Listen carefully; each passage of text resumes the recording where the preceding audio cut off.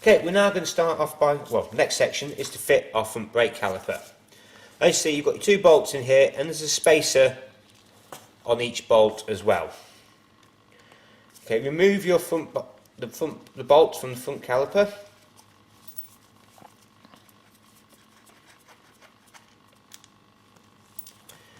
Okay, you can also see on here there is a clamp for the cable on the brake hose to come down. That sits like so in the clamp to stop it flapping around everywhere. Take a small quantity of stud lock and place it onto both your bolts.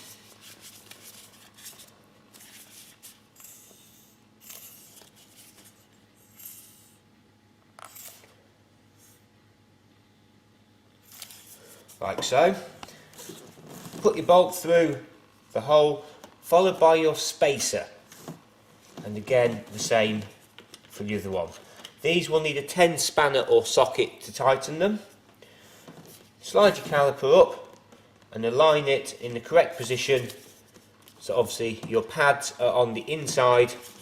You will also see on the caliper that there is a plastic chock in between the brake pads. Okay, this is to stop it if the brake lever gets caught in transit from pushing the pads in. You will need to flick that out with your finger. Occasionally you need to use a screwdriver to get it out if the front brake has been caught, but be very careful that you do not damage your brake pads with the screwdriver. Align it into the correct position and thread the bolts through.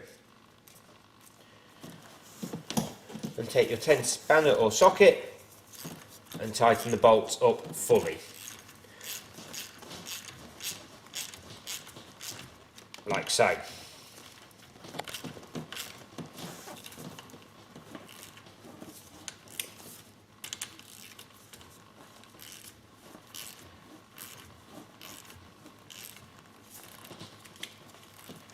Once these are both fully tight, we can then fit our front axle into the bike. The only thing we do is just line up the clip. It's best to put the plastic section into the clip as it protects the brake hose and holds it in nice and solid. Okay, that we will then tidy up a bit later on. Your front axle will then be fitted. As you can see, it has 2 spacers on it. One is larger than the other. This is for the offset in the rim for where your brake disc is. The larger spacer comes in on the same side as your brake disc. The smaller one is for the right hand side of the bike.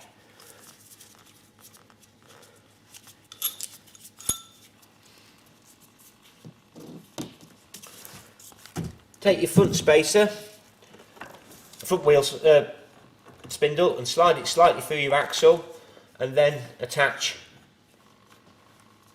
the spacer onto it. Taking your front wheel, you will now need to line up your brake disc with the gap in between the pads.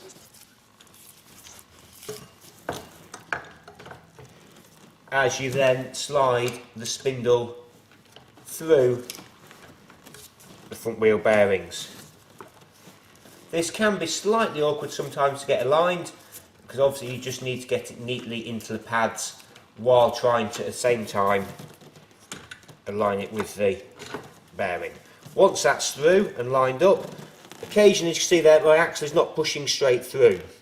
This is because there is a spacer inside the wheel to stop you pushing the axle through fully.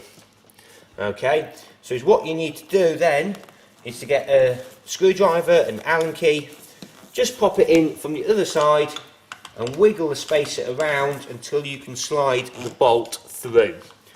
Very, very occasionally you just need to give it a very gentle tap with a rubber mallet. Don't use a big heavy hammer to align these, as you will damage the spacer inside the bike.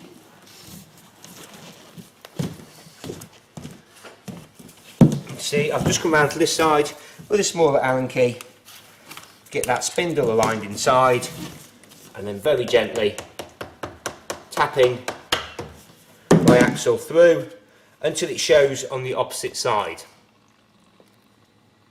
At this point I can then put my smaller wheel spacer on, spin it back round so it aligns with my front fork on the opposite side, and just gently tap the spacer through so it's fully through on there.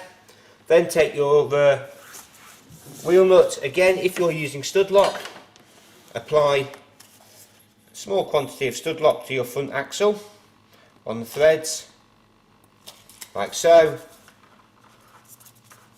and using a 17 and 19 spanner or sockets tighten up your front wheel on the bike.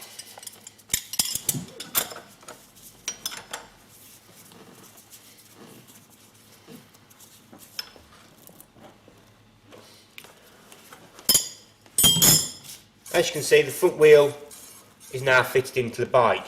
You will get a very little bit of rub at first on your brake pads until they have bedded in after using the front brake a few times.